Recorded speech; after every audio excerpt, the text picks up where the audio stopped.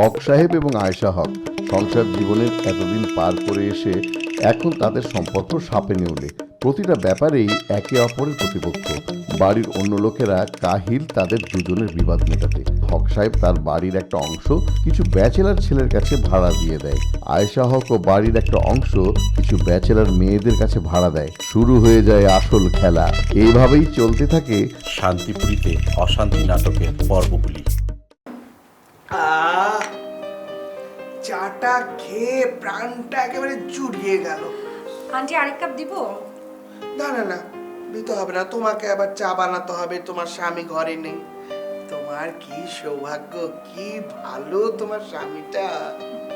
সবকিছু আমার বড় আপার করলে না। তোমার বড় আপাকে আমার বিষয়টা বলেছিলে তো রুমা? বলেছি। আমার একটা ব্যবস্থা তিনি করবেন তো? সেটা তো জানি না। খুব বিপদে আছি, নিজের বলে কিচ্ছু নেই। সমস্ত সন্ত্রাস দিয়ে বাড়ি একেবারে ভরে ফেলেছে। আপনি কোনো চিন্তা করবেন না, বড় আপা যখন চলে এসেছে সব সমাধান হয়ে যাবে। এই তো বড় আপা। আসসালামু আলাইকুম বড় আপা, কেমন আছেন আপনি? কি আমি আপনার বড় আপা হলাম কি করে? আরে তো মহা মুশকিল। বাড়ির কাজের লোক থেকে বাড়ির মালিক পর্যন্ত সবার ঝামেলা। বুঝলাম না, ম্যানার জানে না। আশ্চর্য। হাই রুমা, কি হলো? উনি এরকম খেপে গেলেন কেন? আপনি ওনাকে বড় আপা ডাকলেন কেন? আরে, উনি তো বড় একজন মানুষ, ওনার নাম ধরে ডাকলে উনি মাইন্ড করবেন না? আর তাছাড়া আমি তো ওনার নামও জানি না। আমি মিস রিমি, আমাকে আপনি বলা যাবে না, আমাকে তুমি করে বলতে হবে। মনে থাকবে? থাকবে থাকবে থাকবে। এবার আপনি আমার একটা প্রশ্নের উত্তর দিন। আপনি কি আপনার স্বামীকে ভালোবাসেন নাকি বাসেন না? এটা তো এখনই বলতে পারবো না, আমার তো একটু ভাবতে হবে।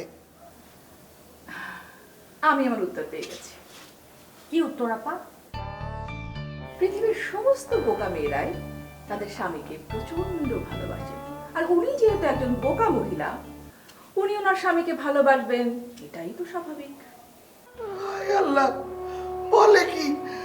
আমি নাকি ওই হারামিকে ভালোবাসি? এই যে দেখুন, আপনি এরকম নাকি কান্না বন্ধ করুন তো। এসব কান্না হচ্ছে বোকা মেয়েদের হাতিয়ার। কি করব আমি? শক্তি সঞ্চয় করতে হবে, কান্না করা যাবে না। কান্না মানুষকে দুর্বল করে দেয়। রুমা, তুমি আমাকে একটা ফুড চাট করে দাও। ওই যে কালো জিরা, মধু, ছোলা এসব খেয়ে আমি দেহের শক্তি করব। দেহের শক্তি তুচ্ছ শক্তি, মনের শক্তি হচ্ছে আসল শক্তি। মনে যদি শক্তি আসে, দেহের শক্তি এমনি আসবে। মনের শক্তি, সেটা বাড়াবো কি করে? কৌশল শিখতে হবে। তুমি তো বললে যে আমি বোকা, মাথায় বুদ্ধি নেই, তা আমি কৌশল করব কি করে? বলছি, তার আগে আত্মবিশ্বাস বাড়াতে হবে। কিভাবে? ব্যায়াম ব্যায়াম শুরু করতে হবে, তারপর সব ঠিক হয়ে যাবে। তা তো বুঝলাম, কিন্তু এত আয়োজন করে এসব কিছু করতে করতে ওরা তোমাকে শেষ করে ফেলবে। আরে কি আশ্চর্য, আপনি ভয় পাচ্ছেন কেন? আমি আছি না, দেখেন না আমি কি করি। তুমি কি করবে? বড় আপা এমন ওষুধ দিবে দেখবেন সব সাইজ হয়ে যাবে। কিরকম?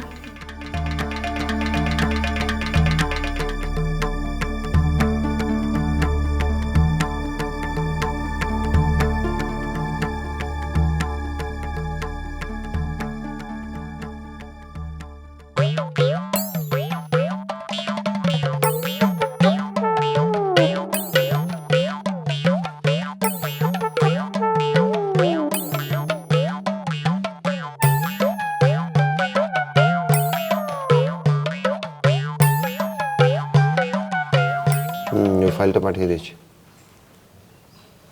ওকে।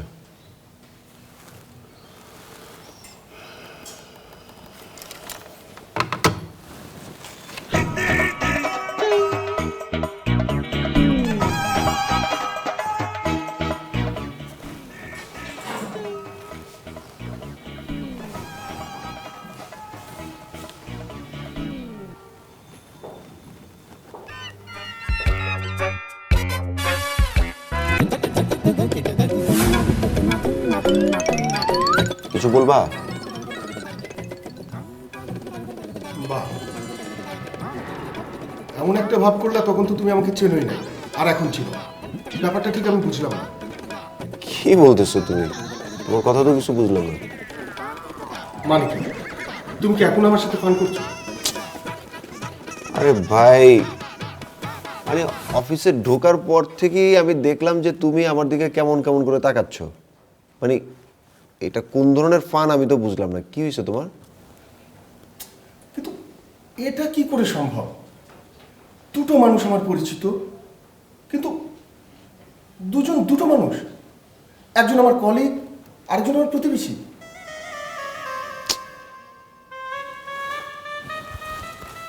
একজন কলিগ, মানে ব্যাপারটা একটু ইন্টারেস্টিং, কিন্তু মানে কি বিষয়টা একটু বলো তো। মানে হচ্ছে সকালবেলা আমি অফিসের জন্য বাসা থেকে বেরোলাম, হ্যাঁ, দেখলাম ও হুবহু তুমি, আর আমি তো তখন রহিম ভেবে তার সাথে কথা বললাম। আচ্ছা আচ্ছা, তারপর নিশ্চয়ই সেই লোকটা তোমার দিকে ফেল করে তাকিয়েছিল, মানে তোমাকে সে চিনেই নেই, তোমাকে ইগনোর করেছে, কোনো ধরনের কথা বলেনি, তাই তো? হ্যাঁ, তুমি কি করে জানলে? আশ্চর্য, মানে সব কিছু তো এরকমই হয়। কেন? আচ্ছা, সকালে যেই লোকটাকে তুমি দেখেছিলে আর আমি, মানে তুমি একটু ভালো করে খেয়াল করো তো, মানে আমরা দেখতে কি হুবহু একই রকম ছিলাম কিনা?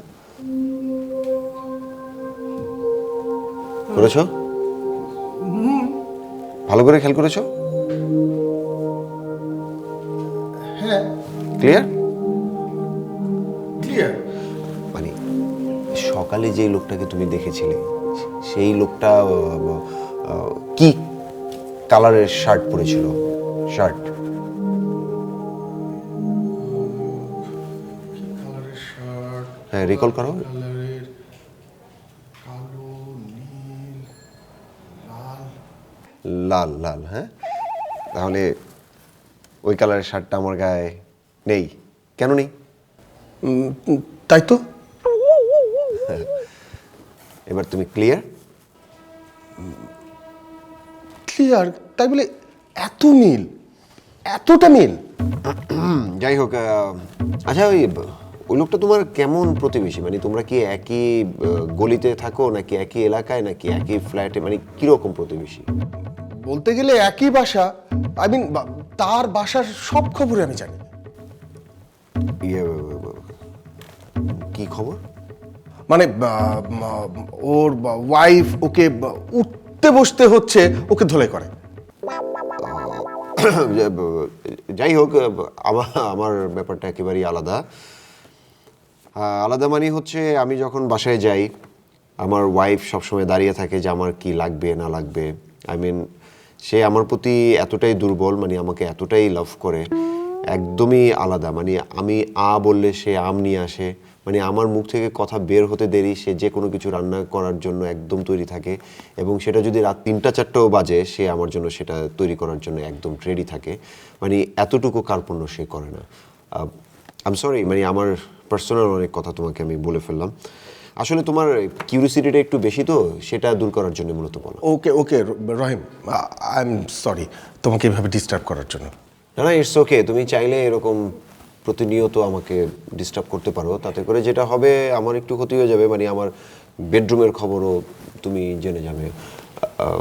শুনবে নাকি দুই একটা?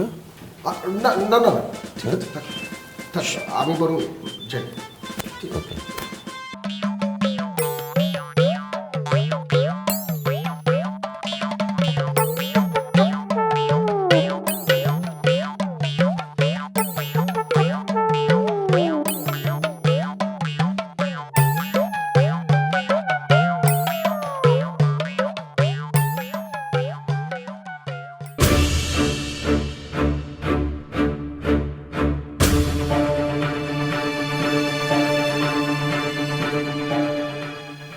কি এটা? বেদ, ভালো করে দেখুন কি এটা। আমি তো বেদ ছাড়া কিছু দেখতে পাচ্ছি না। আহা, পারবেন, ভালো করে দেখুন। আমি তো ভালো করেই দেখছি, আমি তো কিছুই দেখতে পাচ্ছি না। অনুমা, একবার দেখো তো আমি ভুল দেখছি কিনা। আরে বড় আপা তো আপনার চিকিৎসা করছে, আপনি আর একটু ভালো করে দেখেন না। না, আর পারবো না। এইভাবে তাকিয়ে থাকতে থাকতে আমি চোখে মুখে অন্ধকার দেখছি, আমি আর পারবো না। আহা, এত অল্পতে অস্থির হলে হবে না, কঠোর পরিশ্রম করতে হবে আপনাকে। না বাবা, সত্যি আর পারছি না, মনে হচ্ছে প্রেশার হাই হয়ে যাচ্ছে। এত অল্পতে হাল ছাড়লে হবে না, আপনাকে এখন কঠোর পরিশ্রম করতে হবে। না বাবা, আর পারবো না, সত্যি মনে হচ্ছে প্রেশার একদম হাই হয়ে যাচ্ছে। এতটা সময় নষ্ট করে এখন আপনি বলছেন যে আপনার প্রেশার হাই হয়ে গেছে? আরেকটু সময় দাও, আরেকটু। আই রুমা, যাও না, একটু লেবু পানি নিয়ে এসো। আপনি তো সব সময় নষ্ট করে দিলেন, আমি তো দেখতে পাচ্ছিলাম আপনার হয়েই গেছিল। কি হয়ে গেছিল? হ্যাঁ, থাক থাক, লেবু পানির দরকার নাই। আমি বুঝতে পেরেছি আপনার প্রবলেমটা কোথায়। এই মাত্র আপনি বললেন হয়ে যাচ্ছে, আবার এখন বলছেন প্রবলেম। আপনার মেইন প্রবলেম হচ্ছে আপনি ভীষণ অস্থির। আমারই শুধু সমস্যা, ওই বুড়োটার কোনো সমস্যা নাই।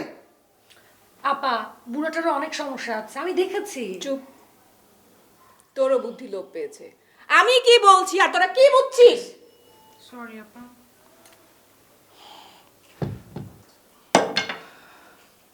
এখন আর হবে না, তুই এক কাজ কর, তুই ওনাকে লেবু পানি দে। এই ফাঁকে আমি কতগুলো জরুরি ফোন শেষ করে আসি।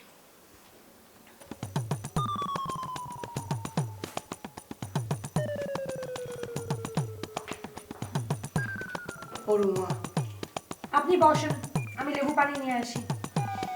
তোমার আপাকে একটু বুঝিয়ে সুঝিয়ে বলো, উনি যেন রাগ না করেন। আমি সহজ সরল মানুষ তো, কি বলতে কি বলেছে।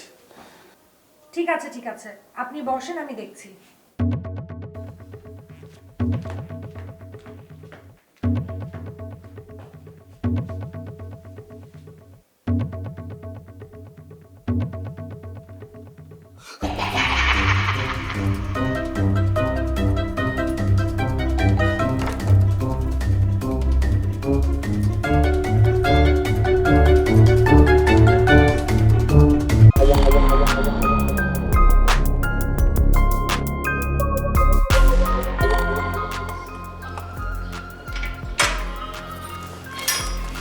হাসি, আপনি বাজার করে আনলেন? ওয়াসিম, ওই মুখ পোড়াটাকে দিয়ে আর কখনোই বাজার করাবো না। শুধু শুধু টাকার সাধ্য, বাজার ঘাট কোনো কিছু ঠিক মতো আসে না। হ্যাঁ, আরামের কাম করে তো টের পায় না। আমার মতো সারাদিন গেটের ডিউটি করতো, তাহলে বুঝতো। দিনের মধ্যে 70 বার গেটের বাইরে যায়। বন্ধ। এবারে সবাই যখন ইচ্ছে তখন বাড়ি বাড়ি যেতে পারবে, শুধু ওই ওয়াসিম ও যেতে পারবে না। এটা আমার হুকুম। জি মাসি। কি বলেছি মনে থাকবে তো? হ্যাঁ হ্যাঁ, মনে থাকবো। দেখ, বাজারের ব্যাগগুলো আমার হাতে দেন, আমি গিয়ে উপরে দিয়ে আসি। আরে তুই আমার বাজার নিয়ে গেলে এই গেট পাহারা দিবে কে? ও, তাও তো ঠিক। নিজের কাজটা মন দিয়ে কর, হ্যাঁ? আর যা বলেছি মনে থাকবে তো? থাকবো মানে 100 বার মনে থাকবে। এক কথা বারবার বলে আমি সময় নষ্ট করতে পারবো না। মনে থাকবে তো? থাকবো মানে 100 বার মনে থাকবে। ঠিক আছে। এতদিনে একটা ডিউটির মতো ডিউটি। অসীম, আমার এবার ছাড়া।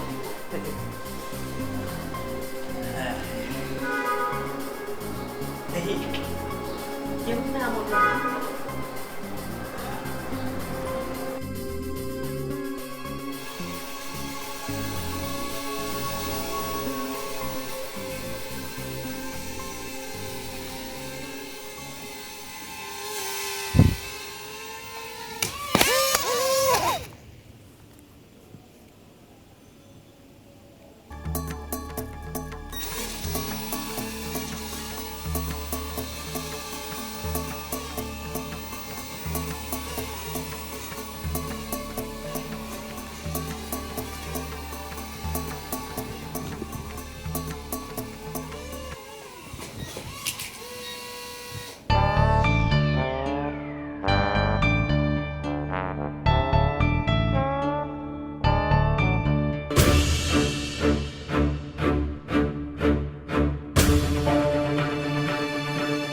আরে বাবা, মেঘনা চাইতেই বৃষ্টি।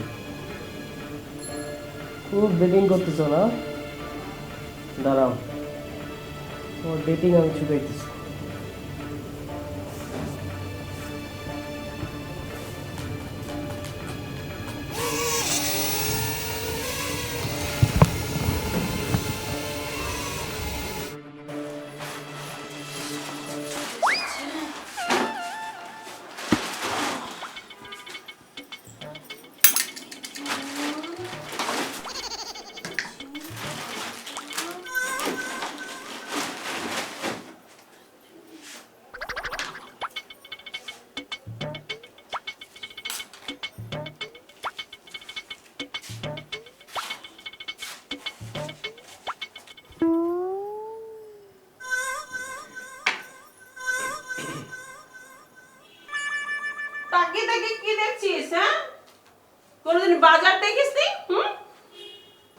দেখি নাই, আজকাল জীবনে প্রথম দেখতাছি বাজার। আর দেখতাছি যে 2টা পয়সার জন্য মানুষ কত নিচে নামতে পারে। কার কথা বলছিস যে দুটো পয়সার জন্য নিচে নামতে পারে? হ্যাঁ, কি ভাবতাছেন নিজেরে? খুব চালাক, খুব বুদ্ধিমান ভাবতাছেন না? ভাবতাছেন বাজার করে 2টা পয়সা বেশি কামাইবেন, আর এই বাড়িতে আপনার হিসাব নেওয়ার মতো কেউ নাই। এত বড় কথা, ওর মুখে তুই এত বড় কথা বললি? হ্যাঁ, তুই খুনি মাসিরে কি মনে করিস? হ্যাঁ, খুনি মাসি 2 টাকার জন্য এই বাজার করবে? হ্যাঁ, খুনি মাসি 2 টাকার মানুষ না, 2 টাকার মানুষ না। 2টা পয়সার লোভ সামলাইতে পারবেন না, আর আমি কইতে পারবেন না? আরে শুনেন শুনেন, সব চোরের মায়ের গলা এরকম বড় হয়, বুঝছেন? ওই আমার যে সন্তান পৃথিবীতে আসেনি তুই তাকে চোর বলছিস? আজকে তোর খবর আছে, চলো তোকে আমি। কোথায় যাচ্ছিস? হ্যাঁ, কোথায় যাচ্ছিস? তোর এই বাড়ি থেকে বের হওয়া আমি বন্ধ করবো। আমি জানতে পারছি, হ্যাঁ, তুই বড় সহজ। কিসের জন্য মারবো কি করে?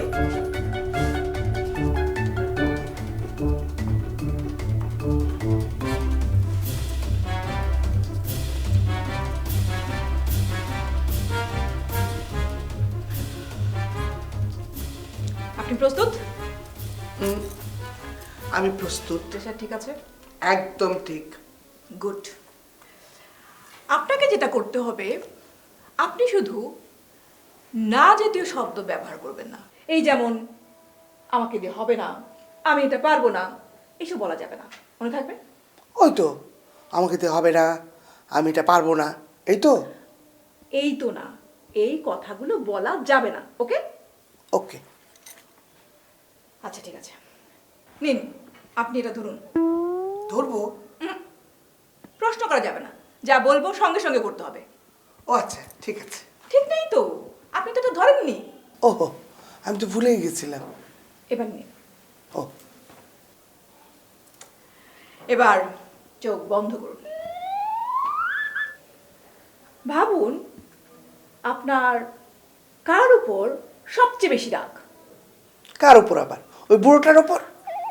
হাত, চোখ খুললে হবে না তো, চোখ বন্ধ করুন। ও সরি সরি, ভুল হয়ে গেছে। দেখুন, যা বলবো একবারে করতে হবে, এটা লাস্ট টাইম। ওকে ওকে, আচ্ছা ঠিক আছে, শুরু থেকে শুরু করি। তুমি কিছু বলো না, হ্যাঁ?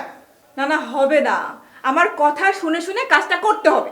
ও ঠিক আছে, আচ্ছা আচ্ছা আচ্ছা। এবার সুন্দর করে বেডটা ধরুন। এভাবে না, এভাবে, এইভাবে ধরুন, সোজা সোজা সোজা। সোজা। চোখ বন্ধ। এবার ভাবুন আপনি, মানে আপনার রাগ কার উপর সবচেয়ে বেশি। ছবিটা চোখের সামনে আসছে, দেখা যাচ্ছে। এইবার আপনি আঘাত করুন।